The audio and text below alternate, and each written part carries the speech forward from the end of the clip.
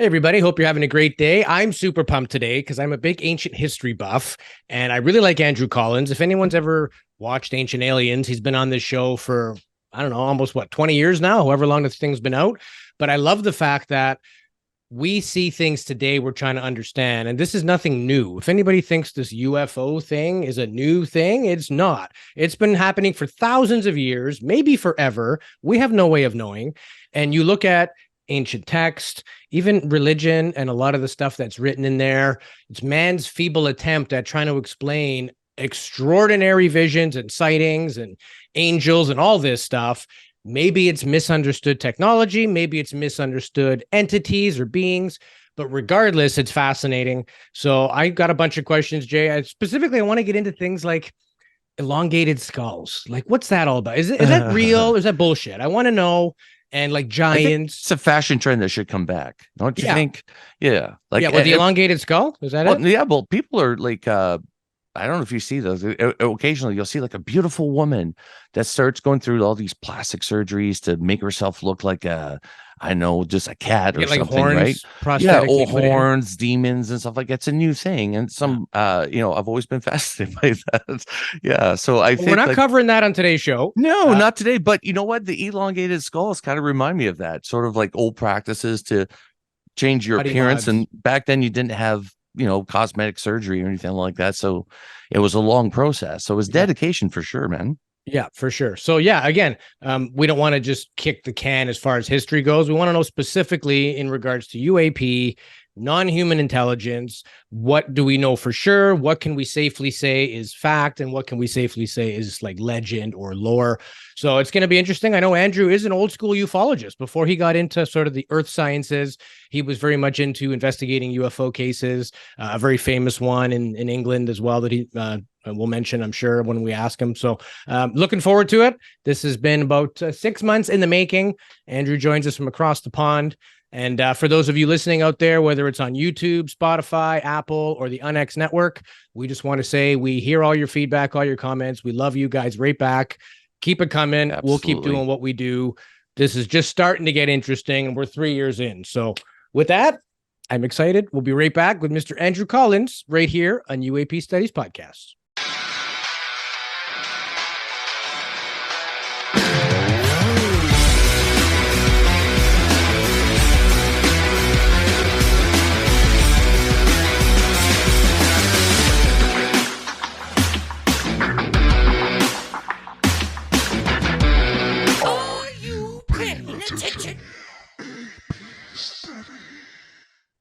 Welcome back to another episode of UAP Studies Podcast. My name is Louis Borges. Joining me as always, my best buddy, Jason Gilmet.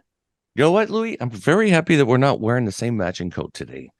We've done that in a few podcasts that we didn't know what we were wearing. It's almost like we're psychically in tune to wear almost the same colored blazer. You always look way much more sharper than I do, my man. But yeah, and I'm really excited about today, Louis. You brought on a great guest, and that's a fun thing about especially having a co-host that knows this phenomenon as much as I do, is that you'll know people that I don't know, or you've heard about people that I've never heard about, and we get to introduce each other to new people, which is part of the research and part of what our field, what we're trying to do. So I'm so happy, Louis, that you reached out to Andrew, and yeah, man, this is going to be awesome. Yeah, I mean, you can't study ufology without looking at ancient history and looking at depictions and ancient stories and legends, and even within religious records, they're there. And so we're high technological craft, perhaps, right? So it's worth talking about. It's worth discussing. Today's guest is no stranger. Most people know who he is. He's a brilliant science and history author, written many books. He's does speaking engagements, conferences, all that. He is a regular feature on the TV program Ancient Aliens, and his recent book, The First Female Pharaoh. He's going to discuss a little bit later on in the episode about that and where you can find it and what's up next. So we're going to get into all things ancient history, ancient peoples, culture, cool stuff. But first, a big welcome to our new friend, Mr. Andrew Collins. Good day to you, gentlemen, and nice to be here. Yeah, thanks for giving us your time. You're across the pond from us right now. We're on the left pond, the Pacific pond, and you're in the UK at the moment. So we appreciate the time. So first, before we get into topics, tell us a bit about obviously yourself, your previous work, and what specifically about these topics. Why ancient history and sort of the occult and that type of thing. Okay, well, from my own point of view, I got into the subject of ufology in the mid 1970s. I know that's a long time ago, and most of you were not even born at that time. However, we're not that young. We're not that young. I became passionately interested in UFOs, but had previously been interested in things like ghosts, astral projection, dreams, things like this, basically. And and it was one of these subjects which, as an early teenager, you're into, and then you sort of forget about it, and then you get to high school and other things, take your priorities, and then you eventually go back to it. And I did, and I started reading, dozens of pulp paperbacks by the likes of Brad Steiger, John Keel, Jack Valley, like this. And I decided that I wanted to get involved in this subject. I decided that I wanted to connect myself with, UFOs as they were back then. And I mean, so I became an investigator for the British UFO Research Association. And to start off with, it was a case of just going around interviewing people that seen a light in the sky or something. But very quickly, I started to get onto close encounters, and I eventually became literally a troubleshooter for the British UFO Research Association and what was known as the UFO Investigations Network, which was run by Flying Saucer Review, which was the main magazine back in those days. And the coordinator was Jenny Randalls, obviously a very well-known UFO writer who I knew very well back in those days. And the thing is that obviously the more close encounters that you connected with, the closer you felt to the phenomena, until eventually I investigated the first ever UFO abduction case involving a whole family and a car in Britain. And this was in the county of Essex, which is where I am right now.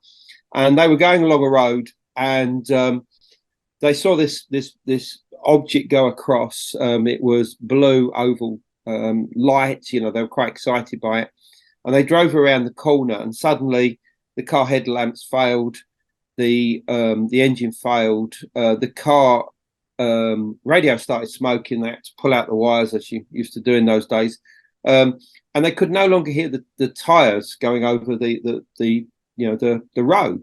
So they get around this corner, and there's this luminous bank of green mist right in front of them, and they plow into it, and everything just stops, and they feel very nauseous. And the next thing they know, they're 3/4 of a mile further on, and they get home from this really short journey. It was only about 20 minutes, one they take regularly, and they realised that 3 hours were missing from their life.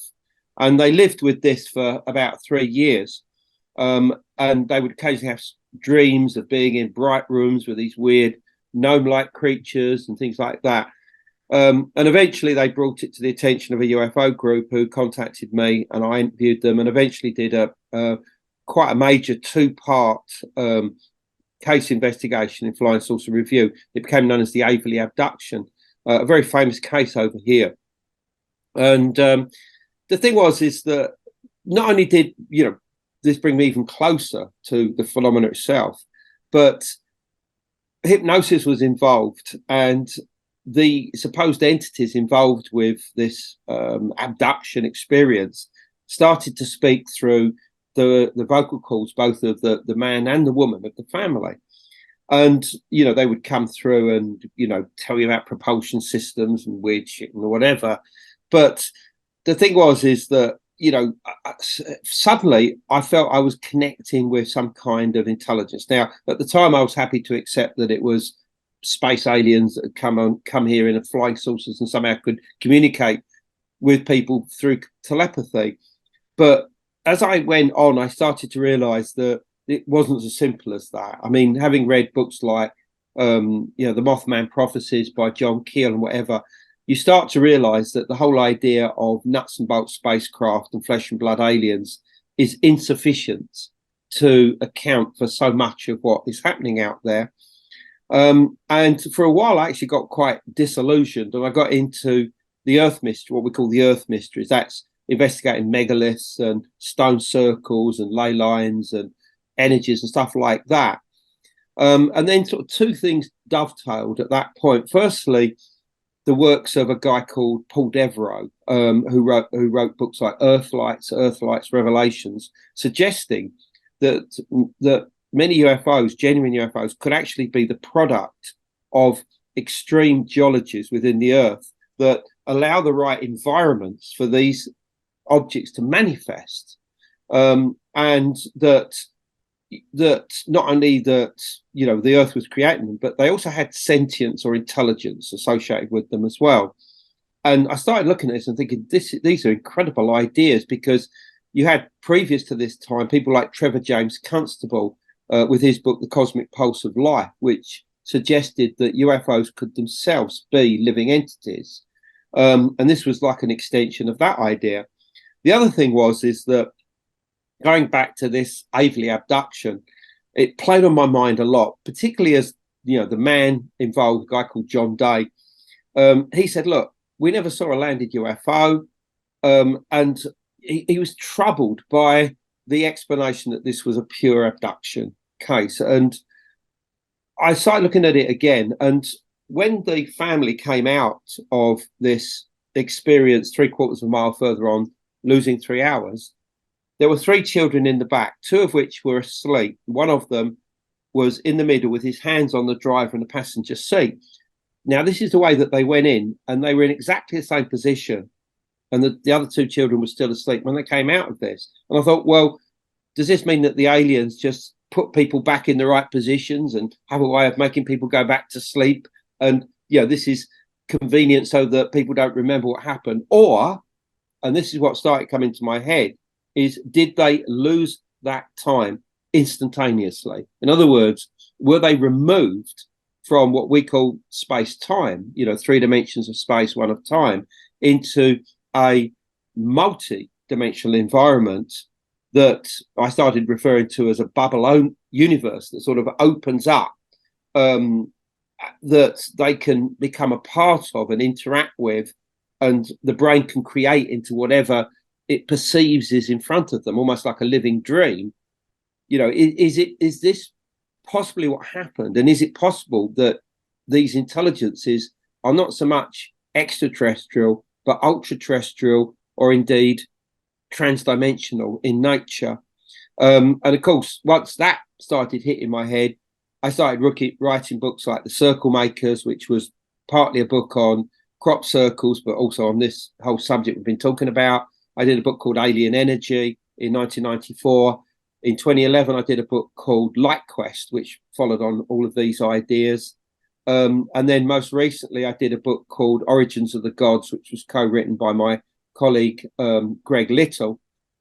And that has an introduction, or I should say a foreword, by Eric von Daniken, who obviously we know from Chariots of the Gods, and was an inspiration to me as well. I mean, what his books did was to show me there was a relationship between UFOs and prehistoric and ancient sites, that there may well have been intelligences involved with influencing the design of technology and civilization in the past. And this was the thing that really started clicking in my head, that is that the case? Have we been helped by these transdimensional beings, possibly also extraterrestrial beings, across a prolonged period of time? If so, how long, and how much interaction did they have with our ancestors to create monuments like the Great Pyramid, Stonehenge, or any other place around the world? So that is it. My interest is looking at the intelligences and how much impact they've had on both human evolution and human civilization. And you know what? That's a fascinating thing about our situation here. And I'm curious about this because I'm sure that you've contemplated this over and over again. But in our history, we're so arrogant in what we think we understand from history, which we have very little knowledge of. I was talking to Louis about a documentary that is recently on Netflix where they discovered a cave with hundreds or thousands of bones that are not Homo sapiens. They are from our genome, but just a different species. And, as we're going through time, even now with the hearings and everything that's happening in the world, when you mention, hey, maybe these entities have had an interaction with us for quite some time, and this has been going on for a long time, we're just now either rediscovering it or we're now paying attention to it. And you brought up a good point of the ultra terrestrials. Basically, through time, how did we handle the thought of others being here? If it is the case, like, did we handle that, or can we handle that better in the past than we do now? Because now we feel so confident with our technology that the same events that would take place, instead of being in awe, it's almost a jealousy that we would have, inherent human nature being what it is. So do you think we had an easier time maybe back in the day to accept this as opposed to how we can handle it today? Well, yeah, I mean, there's probably sort of two areas you can go with that. One is in the modern day, and it's obviously only really been since 1947 that we've interpreted this phenomena as technology. Well, when I say technology, I mean future technology that is associated with other planets, other star systems, possibly even other dimensions. I mean, clearly in the late 19th century, early 20th century, you had the airship wave.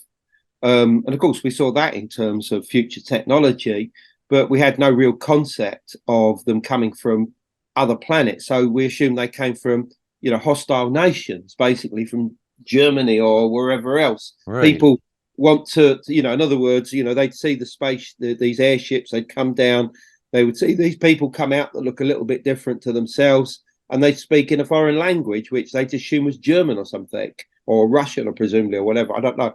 But, and then, of course, obviously come into the space race age, and, the nuclear bomb age. And quite clearly, we're seeing it now in terms of future technology, as far as we're perceiving it, having come from another star system. And I mean, as Jacques Vallée himself pointed out in books like, Passport to Magonia, is that what is happening today is merely an updated version of something that's been going on for thousands of years. And, if you'd have encountered the same type of object, let's say in medieval times, you'd have gone towards this light, perhaps by something called a barrow or a tumuli that had never been there. You'd perceive it as a doorway. You'd go to this doorway and you'd see the fairies inside dancing in a circle. You'd go and join with them. You might eat something and then come out and find hours, if not days, if not years, have passed.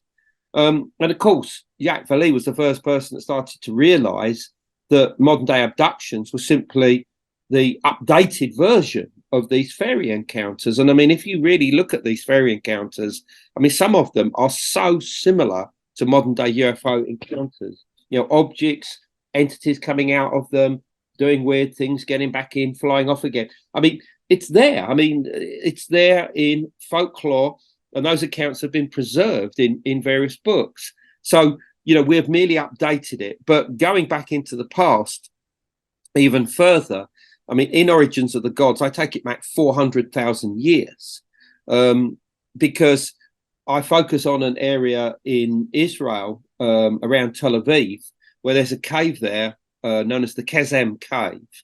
And there were highly advanced peoples there at this time, between 400 and 200,000 years ago. And close by, you have a mountain where they would go to procure the raw materials for their stone tools. Now, they had plenty of materials, that they could pick up and use to make stone tools. So why would they want to go about 15 miles away or whatever it is to this mountain that you can see on the horizon? And the fact is that this mountain in the book of Genesis is the mountain of God. It is the place where God manifests. I mean, forget Jerusalem. Jerusalem wasn't even on the map. Mount Zion, is that correct? And it's a place called Mount Gerizim. Oh, okay. And Mount Gerizim was also seen as the gateway to heaven. I mean, so many different titles that it has. It was clear that it was important. It was the place that when the first proto-Israelites reached the Promised Land, it's the first place they went to under the leadership of Abraham. And here he has a vision of the God of the Israelites, and he says, build an altar here, and they do. And it's the place where Jacob sees that the angels going up and down between heaven and earth. It's the place where God was said to manifest in his form as the Shekinah. And the Shekinah essentially means the light of God. It's an Aramaic word meaning light appearing, God appearing as a blinding light, like he did to Moses on Mount Sinai, for instance. So you've got a mountain here clearly connected with an otherworldly intelligence that manifests as light. Well, if you start looking at Mount Gerizim, you'll find out that across the past few hundred years, it has also been associated with light phenomena, and in more recent times, UFOs. So, I mean, I actually went to this mountain, the mountain it's actually located above a city called Nablus, which is obviously in the news for all the wrong reasons because of the conflicts over there. And I went there and I climbed the mountain, and there's a very ancient religious community on the top of Mount Gerizim belonging to these people known as the Samaritans. And they claim to be the original descendants of the Israelites. And I went up there and I found the highest ranking priest, and through an interpreter, I said, I asked him various questions, and I said, look, I understand that strange lights are seen on the mountain. They said, oh yeah, absolutely. And he said they're still seen to this day. I said, well, how are they interpreted? He said, Malakin, which I knew, from my study of languages, means angels. So these manifesting lights that we would call UFOs are being seen to this day as angels by this religious community. I thought, how Eric von Daniken can you get? This is like something out of a page from Chariots of the Gods, you know what I mean? And of course, so all of this is written up in Origins of the Gods, and I was so happy that, Eric, loved this stuff so much and the way where it was going that, he agreed to do the forward to the book. But the thing is that going back to our people there in the Kesem Cave 400,000 years ago, is it possible that they were attracted to this mountain because of the lights that were appearing there? Because if these lights are a product of intense geology, like fault lines, metals, certain types of minerals like quartz, whatever, this creates the right environment into which this phenomena can manifest. And if it is intelligent, it is sentient. Did they interact with it? Did they have experiences that we today would refer to as abductions or close encounters? And did this accelerate their creation, their creativity, in the same way that many UFO abductees or people that have missing time claim afterwards? They suddenly become writers, they become poets, they become artists. Even the family involved with the Avery abduction, the man of the house became a sculptor, a beautiful sculptor. Previous to that, he was just working in a factory. His wife went on to become a midwife, and she actually went out eventually to Iraq at the time of the Gulf War, and was helping women deliver babies out there. I mean, incredible career. And all of this unquestionably was the response to them having this close encounter, with this green mist and this object back in the 70s. Now, you mentioned that it was almost like they weren't put back in the same positions when they were abducted. It was like there was a time slip, or they were somehow removed from time space and then brought back in that instance. Well, yeah, but I think that it happened instantly. I think that in our world, in our space time, it went like that instantaneously. And wherever they were taken into would have had its own laws of time. It would have had its own laws of physics. So, they could have spent, I don't know, 10 hours there, and it would be completely different to the time that they were away. How long were they away? No time. But because they were placed outside of normal space-time, when they're regurgitated out of this higher dimensional space, it's out of sync with our linear time. So they've lost 3 hours.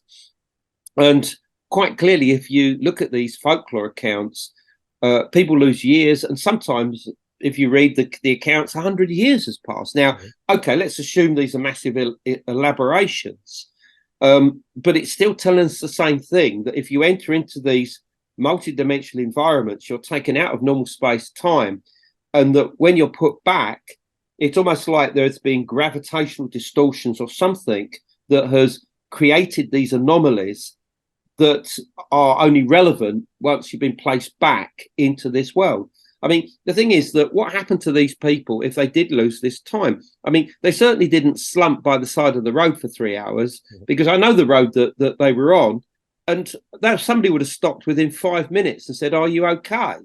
They already got the police or whatever. There's no way that they could have, been slumped in their car for 3 hours on that road without somebody coming along to see if they're okay. So, they were clearly taken out of space and out of time. And when they come back, they've lost 3/4 of a mile spatially, and they've lost 3 hours in time, temporally. Yeah. And we know space and time are linked, right? With Einstein, they are relative. Yeah. And the faster you travel closer to the speed of light, the more time would slow down. So in theory, if you left Earth for a year at the speed of light, when you come back, decades could have elapsed, right? So that would account. But what came to mind when you were mentioning that was sort of the extraterrestrial theory, or the thought of backward time travel. Future humans, not aliens, not anything different from us, perhaps maybe evolved, that we look different through millions of years of evolution. But what are your thoughts on the idea that they may be us in the future? I mean, many abductions, people have asked their abductors and said, like, who the hell are you? And they're like, we are you. So I find that very interesting. What are your thoughts on that? Yeah, I mean, firstly, I think that we have to be very careful about what any of these entities claim. Any information that is transmitted, or even the way that they appear to us, because in my opinion, we are dealing with intelligences that are so advanced. I mean, not just thousands, but arguably millions of years in advance of us, that they don't need physical bodies. They don't need flesh and blood. They appear to us because it's, for us, we need that. We need some kind of what I call acceptance level that allows them to be familiar to us in some way, even though we might see them as, futuristic, their technology, something that's maybe hundreds of years ahead of anything that we've got. So, that ultimately, I believe they don't even need flesh and blood. Now, that's not to say that some flesh and blood, let's say carbon-based life forms, have not worked out how to utilize these multi-dimensional environments to travel from one place to another. I think we have to see this as likely. We have to see it that they are like wormholes, they are like black holes in their own right. They are made of something primarily called plasma. Plasma is the full state of matter, and plasma is what you see in lightning, it's what you see in stars, of neutron stars, black holes in the accretion disks around them. Obviously we use it on televisions, and well, I saw it yesterday. I blew up my washing machine very briefly. But this is an environment. It's not alive itself. But in the 1960s, a theoretical physicist working with plasma by the name of David Bohm, he was American, but he spent most of his life in the UK, studied plasma, and came to the conclusion that into it, intelligent life could manifest from a deeper level of existence that he referred to as the implicate order. His colleague Basil Hiley referred to it as the pre-space. Some people might call it the quantum field or subspace or something like that. In other words, it's a realm without dimensions, outside of our own physical existence, our own physical reality, and that because it's outside of normal space-time, it doesn't have the same laws of physics and could well allow the passage of thought, intelligence, consciousness to travel within it to control and manipulate matter from different places, through a process called quantum entanglement, which is the idea of particles being entangled. You've got one particle and it's entangled with its twin. It doesn't matter how far away they get. In time, they will always retain that link. You deal with whole systems of particles, entangled particles. Some could be in my head. The other parts of them could be in your head. So that, if they're doing the same dance, that would be telepathy. But also on a macrocosmic level, it's now accepted by scientists, cutting edge scientists today, that entanglement is involved with the mouths of, hypothetical wormholes, and even that they may be the things that keep open black holes from one end to the other. So, we're not dealing with something that's just simply a quantum theory anymore. This is something that's associated with the macrocosmic world. And I think that this is related to plasma environments, and that, our interaction with this phenomena involves quantum entanglement, not just to interact with the phenomena, but also the intelligences behind them. And, so many people, for instance, encounter objects and feel a relationship with them. They feel that they're either watching them, or that, that they feel some connection with them, or that they've always been around, and they'll spend years afterwards trying to remake that connection, because it's almost like the same connection with a mother or a father, or you know what I mean? Yeah. And you have to try and answer this and say, why would people feel this way about this peculiar phenomena that they observe or interact with? And it's because you're dealing with something outside of normal space-time that's suddenly interacting into our space-time. But if it interacts with us now, then because it's outside of normal space-time, it could also be interacting with us on the day that we're born and the day that we die at the same moment, because you're dealing with something that's outside of our own linear passage of time, the arrow of time, as they call it. Yeah, and there's a lot of similarities too, because in religion, especially because I used to be in a Christian religion, so I'll speak on that behalf. But the idea that God is outside of space, time, and sees everything at once, and all that's a concept that's been around for a long time. To us, this is a reality, and the reality is linear, and there's sort of rules, but we state absolutes as a species, which to me is ridiculous. Recently, was it Neil Tyson deGrasse, or I always get his name backwards. Neil deGrasse Tyson. Neil deGrasse Tyson. Jeez, I can never get it right. This is why I have Louis. He's my name guy. But it's almost like an arrogance that some of these scientists have. It's almost like a dogma of saying, well, no, it's ridiculous. How could there be, for a guy who studies stars and planets, the idea of having visitation from advanced civilization is just, it's beyond his comprehension. He's got to knock it down, which to me is like, you think somebody of science, somebody who's smart and intelligent would say, yeah, the probability that, we're at the bottom of the totem pole is very high. And this is the part that I always think about, going forward, is can we handle that? Having a superior, and let's call it that, it's a superior intellect and technology, and like you said, could be millions of years in advance. That's a huge humble pill for us to swallow, because we think we're king shit, that nothing can touch us, that if aliens invade all our Hollywood movies, we have ships that are going to take them down, and guys like Will Smith will always be there to defend Earth. And it's ridiculous. That is a concept that is not true of reality. And the thing is, however complex the situation is, we're out of our depths. It's just something that, Louis, what you're saying, it's beyond our thinking, our ability to think. Yeah, it's not stranger than you think. It's stranger than you can think. Yeah. Yeah. And we're limited as Homo sapiens. We're stuck thinking the way that we think. We can't think outside the box. I want to ask you about this, because we're huge Bob Lazar fans. And he mentioned out of the 9 crafts that he saw while he was there, that one of them or two of them could have been archaeological digs. which to me just blew my mind, meaning how long were they in the ground? And if that's old technology, their old technology that we can't even reverse engineer now, how much more advanced are they now? What's your thought on that? Like, is it possible that we have a bunch of crafts that are just laying around? And based on your history and research, I mean, my honest answer is I don't know. But secondly, I would love that to be the case. Absolutely 100%.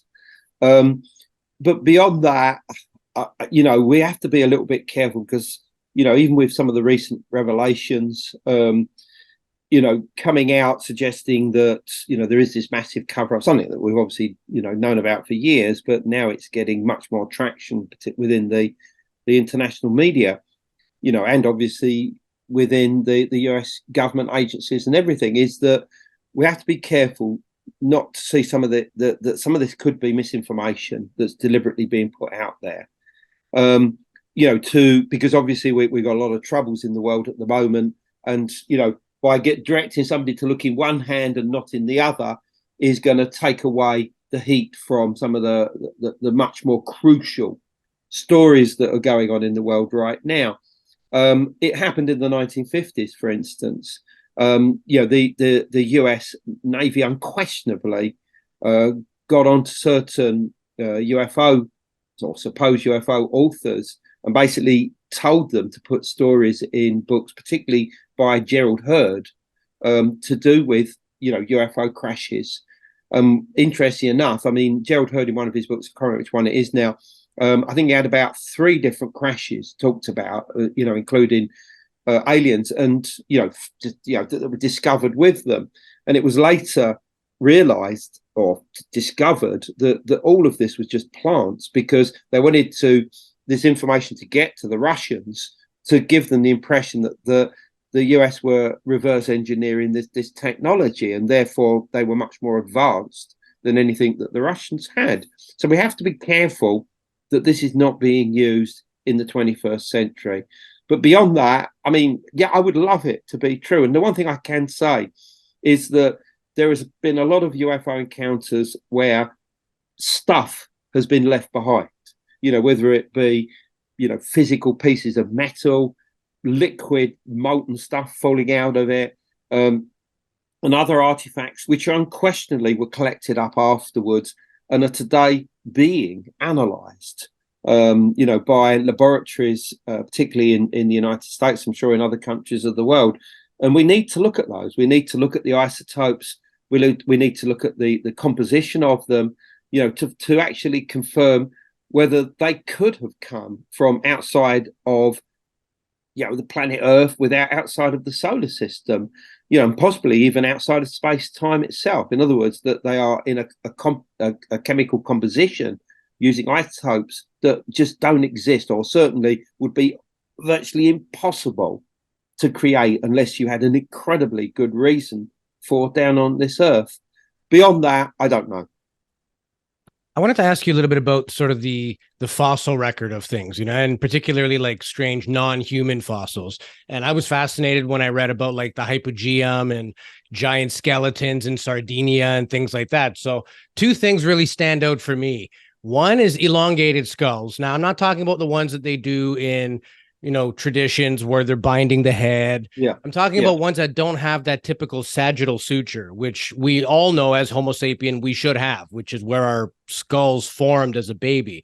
So I wanted to ask you about giants and skeletons of giants and elongated skulls with no apparent sign of sagittal suture. Right. Well, firstly, let's go for the elongated skulls. I mean, there are unquestionably human populations around the world over the past, several thousand years that have had long skulls, and but I'm not talking about huge, great egghead type ones.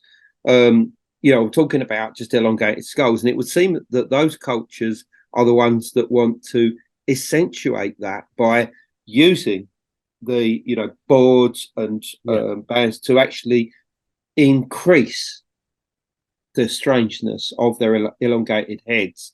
I mean, this seems to have happened in Mexico amongst the Maya, for instance.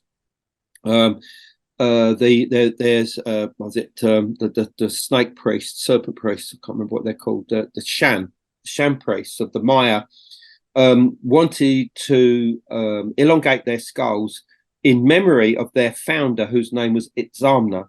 And it was said that he was serpent-headed. So clearly he had a head that looked different to let's say the locals.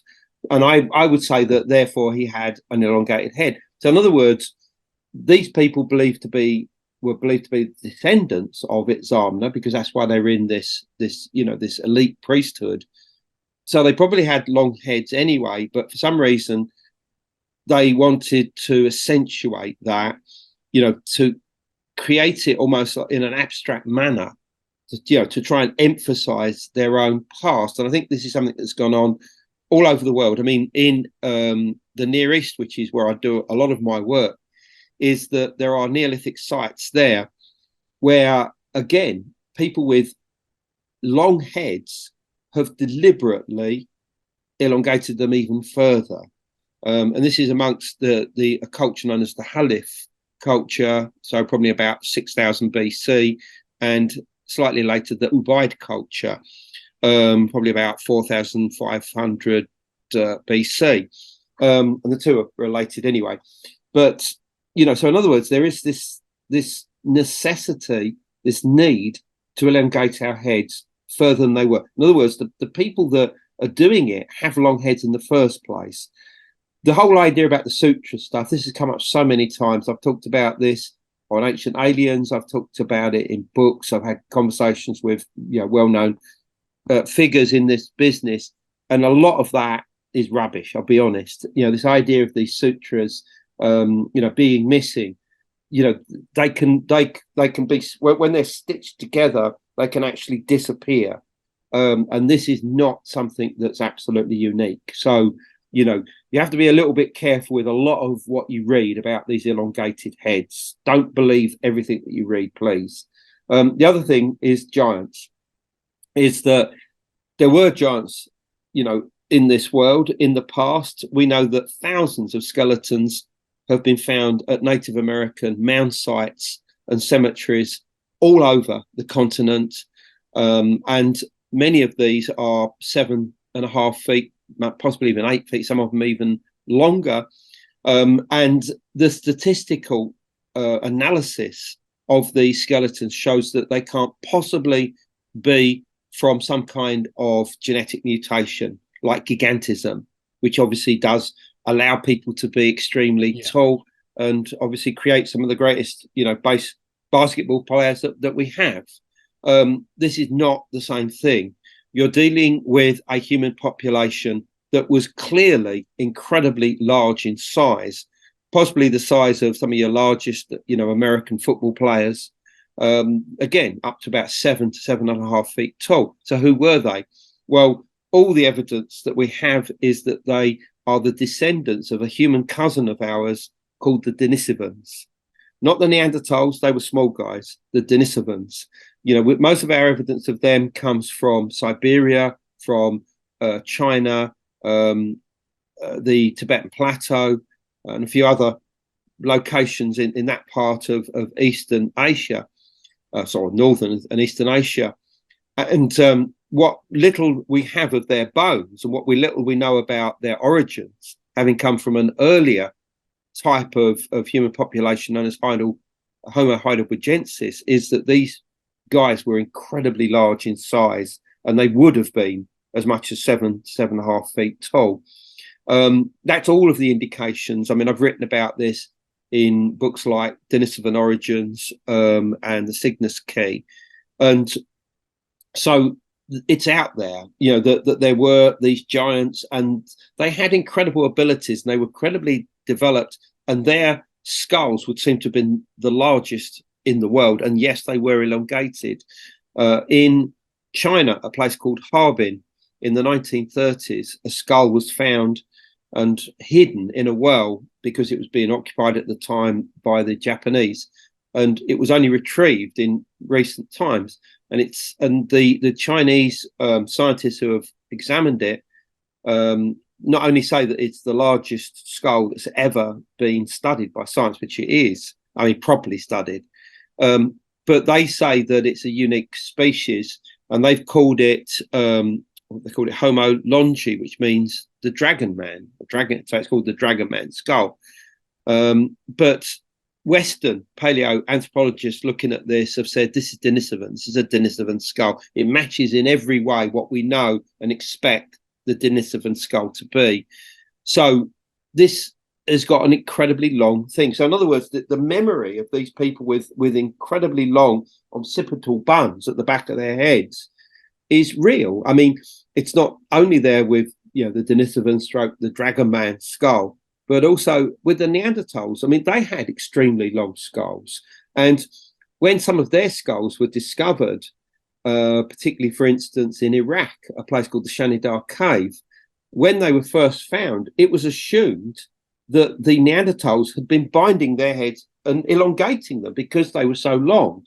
But it was eventually realized, no, actually, they are natural. So this confusion between artificially binding heads and natural heads is something that's been there probably for almost 100 years. So we have to be a little bit careful. But the general consensus of why these people would have bound their heads is to replicate the ancestors who had elongated heads themselves. Now, that's our human ancestors. I mean, obviously, if some people want to see that in terms of, replicating alien heads or whatever, that's up to them. It's a fascinating subject because, I mean, we always pause the questions of like, are we alone in the universe? And the thing is, in our past, it showed that we weren't alone at all. There was other species of humans, and weren't we shorter back in the past? It wasn't like 4'8" or 4'6" was the common height back in the day. So a 7 foot, 9 foot tall person must have been super impressive. When it comes down to genetics, and I don't know this as much as I should like, but we are a very easy species. Let's just put it this way. And we get it on with other multiples humans. So how much of that do you think remains in our genome that, through breeding, through history, these people disappeared, but are they still, basically we have a mixture of all of them, or is there some that completely disappeared? Yeah. I mean, the big year for this was 2010 because the Max Planck Institute in Germany extracted for the first time not only the genome of the Neanderthal, who were a distant cousins of us that existed from, let's say about 250,000 years ago down to about 40,000 years ago. But the same year, they also extracted the, or sequence, I should say, the genome of the Denisovan as well. And the incredible thing about this is that once we started looking at their genome and all the genes within that genome, we found that some of them we've got.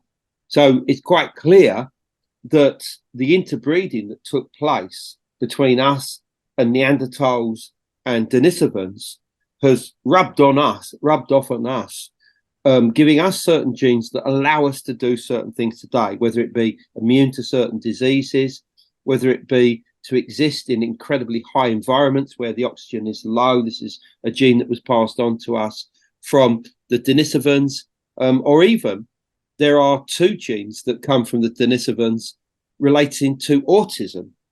Oh, really? Yeah, absolutely. That could well have been passed on to us.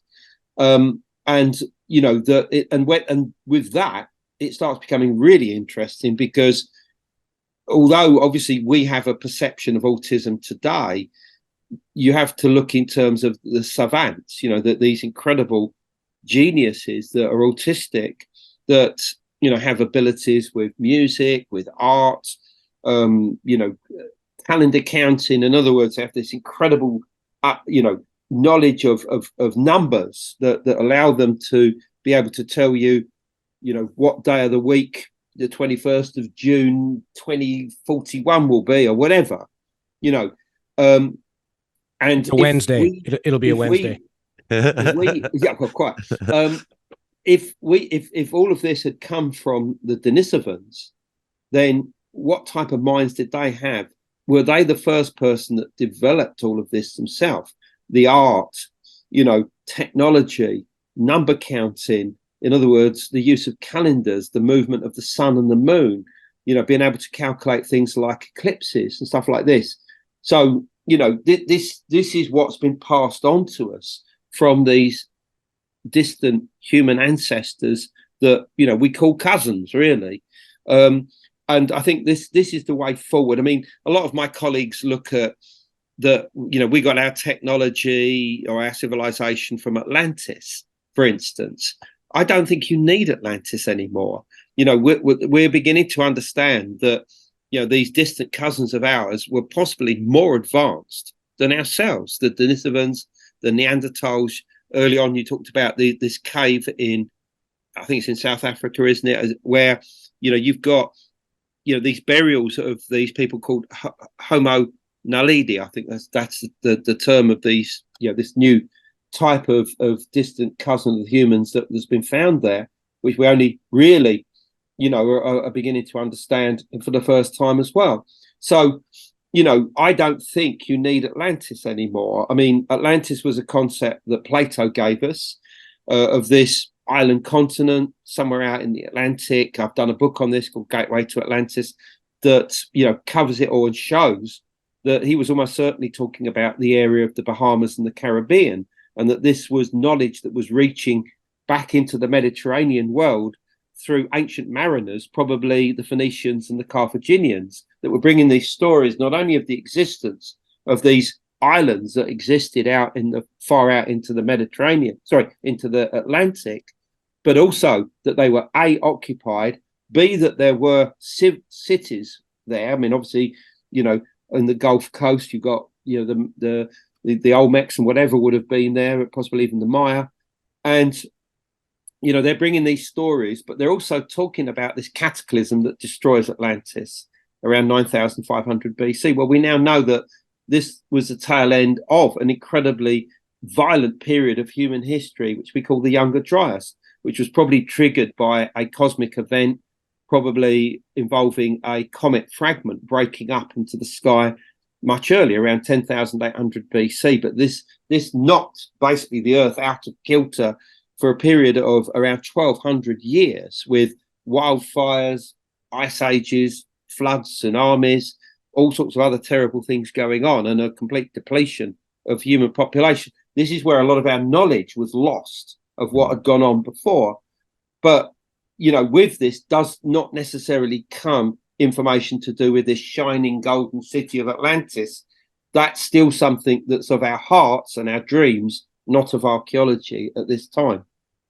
Before we ask you about your new book, I just wanted to chat about ancient megalithic sites or ancient buildings that some say couldn't have been made by humans, pyramids and that type of thing. And my favorite is actually Baalbek and the Forgotten Stone. So this is a stone that's sort of half quarried, but never been broken away from the earth. But it's 1,650 tons in one stone. And in the actual, Temple of Baalbek, there's 3 of these things kind of, 10 feet off the ground. So if you're going for simple, that's not the way to do it. But I want to get your input on that. Why would they use such massive stones? Did humans do this? Is there any, anything to say that it could have been assistance from elsewhere? What are your thoughts on these crazy difficult buildings? I mean, I've been to Baalbek. I've seen the stone you're talking about. I've seen the other stones in the quarries that are around 1,200 tons. I've seen the Tritholon, which are the 3 huge 800-ton blocks, well off the ground. They're not even on the base course. Yeah, blows my mind. And I've been there with my colleague Hugh Newman, and we marvel at it. And you have to start looking at every part of that temple complex to see if you can work out how it was built and in what order. And the conclusion that myself and Graham Hancock and Hugh Newman and others have come is that there was something much earlier on that site. How earlier is almost impossible to tell, but I suspect it probably goes back to 2,500, 3,000 BC. So let's say early Bronze Age. And it involved the construction of these incredible large blocks. But why they did it is a complete mystery. There's no real need to do that. I mean, blocks a couple of tons or 5 tons a piece would be sufficient to build whatever you want, like the Great Pyramid, if you want. Yeah. So there's no need to do this. So I then start looking at the mindset of the people involved. What's going on in their head to do this. Right. And the way I would compare it is Pumapunka, a site in Bolivia at the city of Tiwanaku, where you've got these incredible stone blocks that are so multifaceted, not just for aesthetic reasons, but around the back and all the rest of it in areas which you wouldn't even see once it was in place. So why do that? Why do that? And to me, it does suggest a mindset that's almost autistic in nature. In other words, one that is going to absolute obsession. And to me, the most likely people that would be doing this are descendants of the Denisovans, and they were giants themselves. And if they did have, autistic genes and they were savants in their own way, then I think it's their descendants. This is the hallmark of the descendants of those giants, the Denisovans themselves. I think it was in your book, Origins of the Gods, where you said, well, it was written anyway, that it's almost impossible to understand the mindset of megalithic people. As much as we try to imagine, we really can't. Our genetics were different, our just everything, our environment, what we knew was possible or not, the lack of understanding with some things, maybe a greater understanding with others. We try to put that cap on today to make sense of it. It's a futile action. It's almost impossible to think the way they would have. Well, absolutely. And I mean, most of our ideas of, let's say, what the megalithic culture, the Druids were doing, or even the ancient Egyptians, we do it through academia and what they tell us was going on in the past. And the problem with that is that they always see it through their own mindset. So in other words, a 20th/21st century mindset. We've got to get rid of this. We've got to see it through the mindset of indigenous peoples, because only by doing that will you be able to get a perspective of what they are trying to achieve, or what they were trying to achieve in the past. If you leave it in the hands of white bearded guys lecturing at a university, it's not really going to give us the full understanding. So you've got to get yourself into the minds of those people in the past.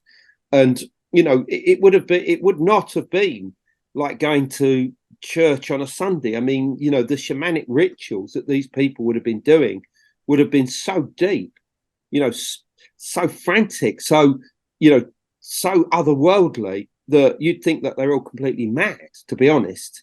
But they were achieving something. They were achieving a oneness with intelligences that we are now beginning to understand, whether they are multidimensional, whether they are extraterrestrial, or something else altogether.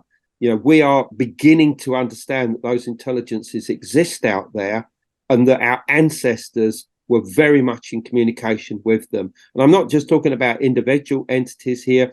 I'm talking about the possibility that even our own galaxy could be an intelligent being, that the center of it, which is a supermassive black hole called Sagittarius A star, there's new theories to do with the concept of panpsychism that suggests that itself could be an intelligent being, that that in its creation is the galaxy, and that every galaxy has its own intelligence. Mm-hmm. So we got to get to grips with that as well, that we could be dealing with some kind of cosmic entity which the ancients became aware of, and one that eventually we'd come to call God.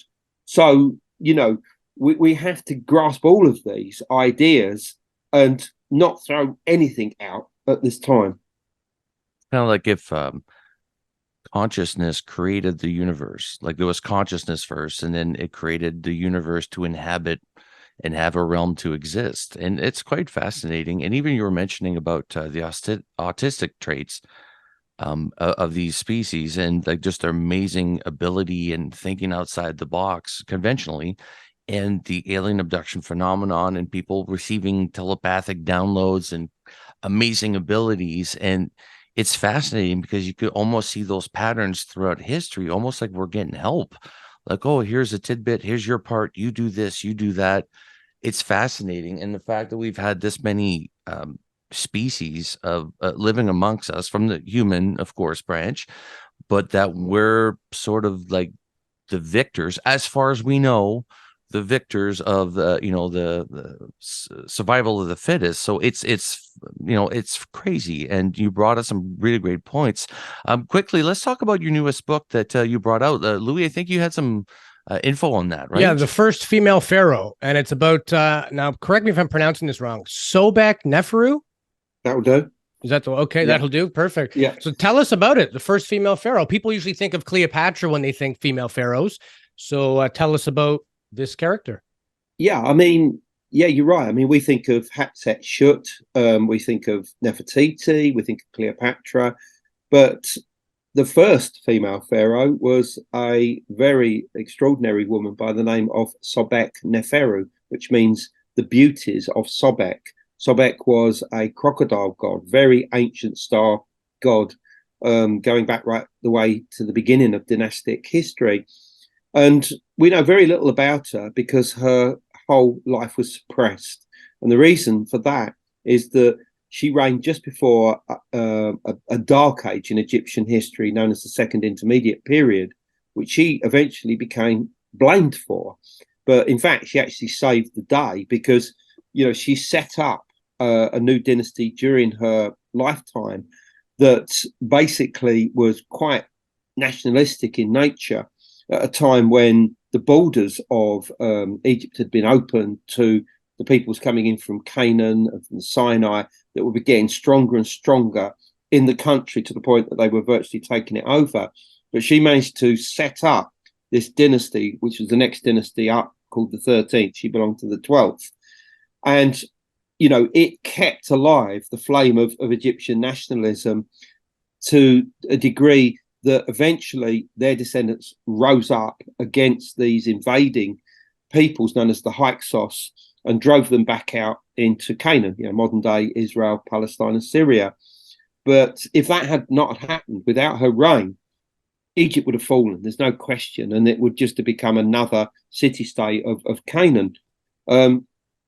And yet, unfortunately, due to the fact that there was so much chaos and darkness during this period, she eventually became blamed for it, and her name was obliterated from certain king lists.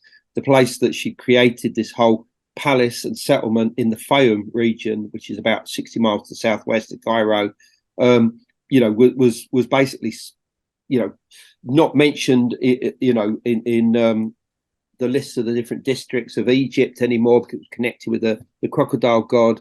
But the thing is that we know her, even though you don't know her. And the reason I say that is that in the 19th century, Egyptologists started finding inscriptions with her name, and they didn't know anything about her because there was nothing about her in the books or what had been handed down in history to do with ancient Egypt. So there was a lot of speculation about who this woman was, and what her role was, and what she created. Did she create some kind of star cult? What did she do for Egypt? And these ideas were eventually picked up on by a very famous Irish writer who thought that she would be a great character in an Egyptian novel that he was about to write. And that guy was Bram Stoker. Of course, we know him as the writer of Dracula, which had only come out a few years earlier.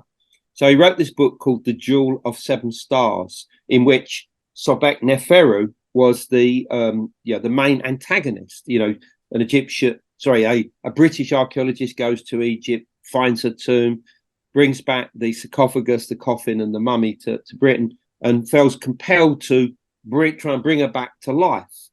And the weird thing is that when this book came out, the publishers called Bram Stoker back in and said, "Look, this is so dark, mate. For future editions, would you give everybody a happy ending to this book, basically. So he had to change it. But what's so interesting is that his story in the Jewel of Seven Stars becomes the role model of every Egyptian queen that comes back from the dead in films from that point onwards. The latest being The Mummy, which starred Tom Cruise, that came out in 2017.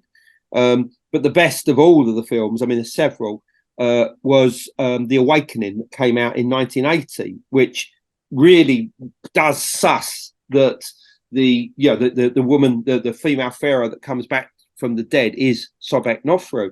So it's weird that we know her, but from other, but not her name. She is that character. And she's also become very important to occultists who see her as like the avatar of some kind of star cult that was revived during her age and that has permeated through to this modern day. I mean, some people even see her as the foundation of like this Grail line of kings, what they call the Dragon line or the Dragon Kings, that sort of permeates through to various different royal families today. Now, I'm not saying that's correct, but it's interesting how all of this has developed over the last 150 years, so that our vision of her is quite different to that of Cleopatra, Hatshepsut or Nefertiti. So it's a fascinating story. The book is the first female pharaoh. It's the first ever book that's written about Sobek Neferu. So yeah, check it out. I mean, obviously it's available from Amazon or any other good online bookstore, and come onto my website, andrewcollins.com. There's plenty about her on there as well. It's amazing that cancel culture goes back that far. You know what I mean? Right. The original canceled person. Yeah, that's crazy. Well, no, absolutely. You're right. Thinking about it that way. Yeah, I hadn't even thought about it that way. But I mean, quite clearly, there is a lesson to be learned from what happened to Egypt around 1800 BC, to what some people might see as the political climate today. But that's something we probably don't want to get onto unless we all want to get cancelled. So, right. Oh, we're not scared about getting cancelled. We say what needs to be said, and we're not too worried. Andrew, we could chat with you all day. It's been a lot of fun. We'll keep you just to the hour that we promised we would. We don't want to overextend our welcome, but we would love to chat with you again one day. Sure. This whole ancient culture. You are so well versed in this. I chatted with a few British colleagues that you also know, and they all have nothing but the highest remarks and regards of you. They say your research is top shelf. It's always accurate. You're just a machine when it comes to compiling, writing books, and you're doing this. And there's a lot of people in that realm, but you have a special flavor. I've been bugging you for 6 months to come on the show for a reason, right? So you have our highest level of regard and respect, and we'd love to have you again one day soon, if you'd be so kind. Absolutely. Okay. Well, awesome. Anything else, Jay, before we say adieu? Yeah, I was gonna mention to people, obviously, click the like and subscribe button. I think it's on this side on YouTube. Here. They'll see a little YouTube. Subscribe. Absolutely. And you know what? We'd like to hear the listeners' thoughts on this. I mean, we got people from all over the world listening to this, and just like, in your neck of the woods, what's common, and we love to hear that. Of course, if you have any questions for Andrew as well, post them. Louis and I do our best to answer everything that comes through as best as we can. Sometimes we drop the ball, but that's not intentional. Mostly on my end. Louis is just awesome at getting back to people. But Andrew, this was awesome. I learned a lot from you today, and I hope to learn a lot from you going forward. And we talk about this all the time, how it's important to learn from different fields of study, and it's a complex issue. This whole phenomenon is super complex and involves every facets of our lives, and it's implemented in every facets of our life. And this is why it's so important for people out there to clue in how deeply rooted this issue is for all of us. And it's crazy. But thank you so much for your work. I don't think people get praised enough for what they do and what they contribute. And every field of study is important in this. I absolutely appreciate your time, Andrew.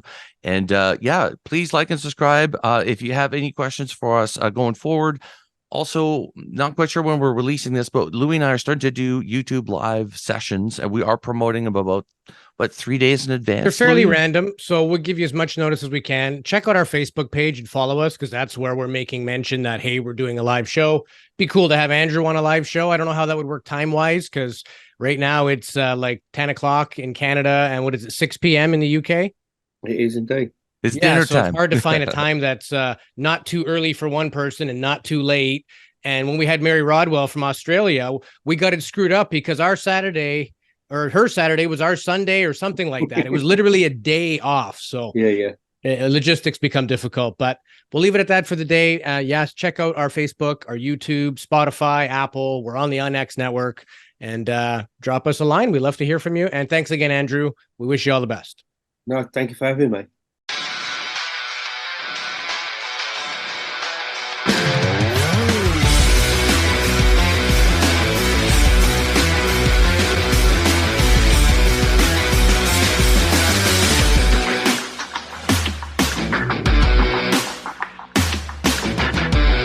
Are you paying attention?